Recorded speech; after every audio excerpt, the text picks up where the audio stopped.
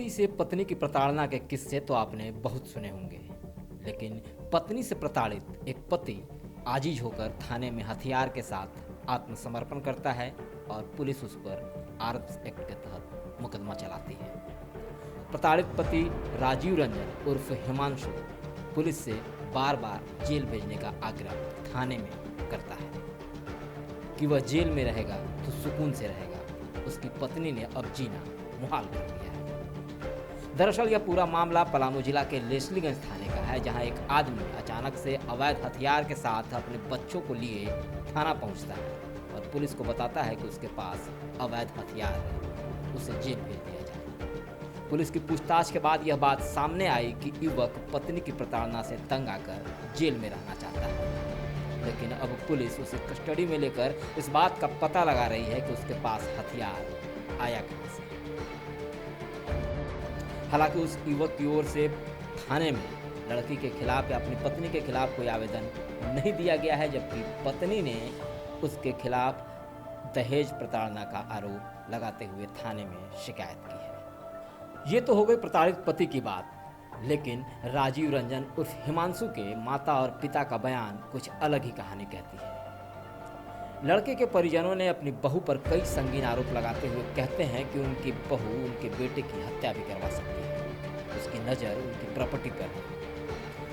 पिता ने कहा कि 2012 में इन दोनों ने लव मैरिज किया था, उसके बाद से ही लड़की ने ड्रामा शुरू कर दिया है। अब वह अपने मायके वालों के साथ मिलकर हम लोगों की संपत्ति हड़प लेना चाहती है।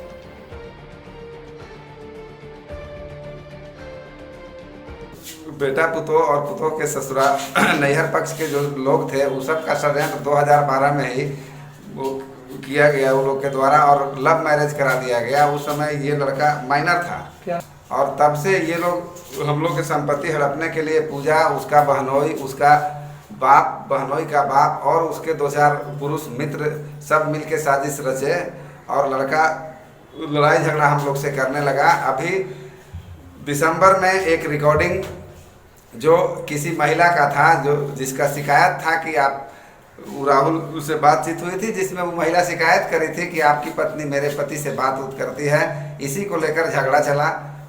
फिर जनवरी में हम लोग सब पर, एक मेरी बूढ़ी माँ जो अब मर गई, उस पर भी 498 379 वगैरह का मामला पूजा देवी के द्वारा लाया गया और उसके बाद रंगदारी करके वो लोग धुरवा चला गया। धुरवा जाने के बाद इसमें उस समय भी एक संजीव कुमार सिंह करके इंस्पेक्टर थे, जिनको राहुल के आवेदन पर जांच मिला था। उन्होंने मामला को सलटा के दोनों को साथ करवा दिया था और साथ होने के बाद ये लोग धुरवा में जाके हम लोग से मारपीट किए। इधर लड़के की मां पुलिस पर ही आरोप लगा रही है। उनका कहना है कि थाना में जब अपनी बहू के खिलाफ आवेदन देने गई तो केस दर्ज नहीं किया गया। पुलिस हमारे साथ पक्षपातपूर्ण रवैया अपना रही है।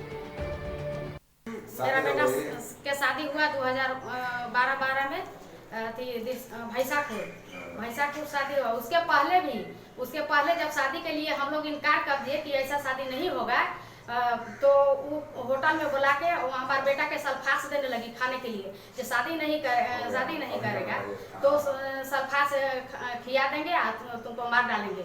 इसके बाद हम लोग डर के मारा हम लोग शादी कर दिए कि चलो शादी करने के बाद ठीक हो जाएगी, लेकिन तब पर भी उसको शादी मेरे बेटा से शादी उसको नहीं करना था, मेरे प्रॉपर्टी से उसको करना था शादी। तो पहले भी एक करकोमा की इंद्रजीत तिवारी है, उससे फंस चुकी थी वो, और वही इंद्रजीत तिवारी से अभी भी फंसी हुई है। एक रिकॉर्डिंग है, उसको भी दिसंबर में रिकॉर्डिंग, उसका पत्नी है से मेरे लड़का हाई कोर्ट में क्लर्क के काम करता था, उसमें वही रिकॉर्डिंग उसका पत्नी और बहन रिकॉर्डिंग मतलब फोन की मेरे बेटे के पास, मेरा हस्बैंड के पास आपका पत्नी फोन क्यों करती है, वहीं से ये लड़ाई शुरू हुआ है। इसका जिक्र जब हम बड़ा बाबू के बोलने लगे तो बड़ा बाबू मेरा बात सुनने के लिए तैयार नहीं हुआ। उधर के पार्टी के जो लड़की के माँ बाप हैं उसका बात पूरी तरह सुन रहे हैं और मेरा बात एक भी कहने के लिए सुनने के लिए तैयार नहीं हुए।